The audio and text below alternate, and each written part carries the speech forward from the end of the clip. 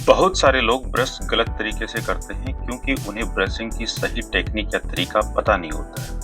आप जानते हैं ब्रश करना ओरल हाइजीन को मेंटेन करने में सबसे इम्पोर्टेंट रोल रखता है। ब्रशिंग के नाम पे हम महंगे टूथपेस्ट और टूथ ब्रश तो खरीद लेते हैं, लेकिन हमारा अगर ब्रश करने का तरीका या टेक्निक ठीक नहीं है तो दांतों की सफाई भी ठीक से नहीं होगी और गलत तरीके से ब्रश करना आपके गम्स व टीथ के लिए भी नुकसानदायक हो सकता है। तो आइए देखते हैं ब्रश करने का सही तरीका क्या होता है। सबसे पहले हम ब्रश करने के लिए ब्रश के ऊपर इस तरीके से टूथपेस्ट अप्लाई करते हैं।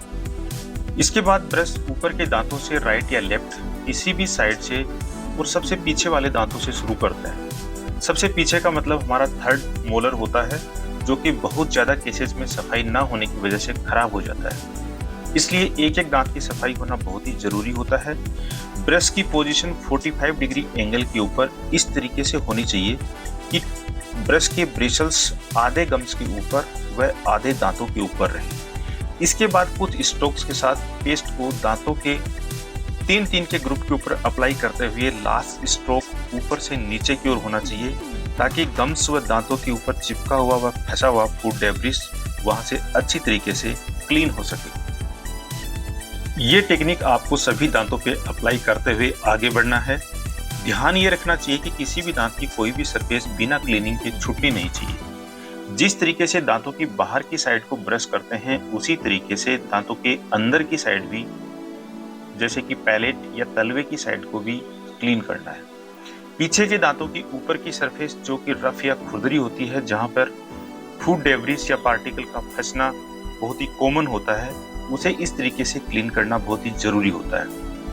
ऊपर के दांतों की क्लीनिंग के बाद हम नीचे के दांतों पे आते हैं। ठीक यहाँ पर भी पीछे के दांतों से शुरू करते हैं, पर यहाँ पर ब्रश की मूवमेंट नीचे से ऊपर की ओर इस तरीके से होनी चाहिए ताकि आपकी क्लीनिंग इफेक्टिवली हो सके। नीचे के दांतों की जीभ की साइड या अंदर की साइड को क्लीनिंग करना बहुत ही मुश्किल होता है, लेकिन आप जानते हैं कि वहाँ टार्टर का डिपॉजिट होना भी बहुत कॉमन होता है। इसलिए अंदर की साइड को क्लीन करना बहुत ही जरूरी होता है, जिसे आप इस तरीके से क्लीन कर सकते हैं। उसके बाद हम दांतों की बाइटिंग सरफेस के ऊपर चलते हैं। बाइटिंग सरफेस मीन्स दांतों के ऊपर की सरफेस जो कि चबाने के काम में आती है। चूंकि ये सरफेस रफ होती है, इसलिए यहाँ पे खाने का फंसना बहुत ही आम बात है। इसलिए यहाँ पर भी प्रॉपर क्लीनिंग होना बहुत ही जरूरी है। ब्रश करने का कंप्लीट टाइम 1.5 से 2 मिनट का होना चाहिए। अगर आप इससे ज्यादा समय तक ब्रश करते रहते हैं तो ये आपके दांतों के लिए नुकसानदायक हो सकता है। इस टेक्निक को सही तरीके से अप्लाई करने में शुरुआत में कुछ दिक्कत आ सकती है, लेकिन अगर आप मिरर के सामने खड़े होकर इसकी प्रैक्टिस करेंगे तो आप बहुत जल्द ही इसको सीख सकते हैं और अपनी ओरल हाइजीन को अच्छे से मेंटेन कर सकते हैं।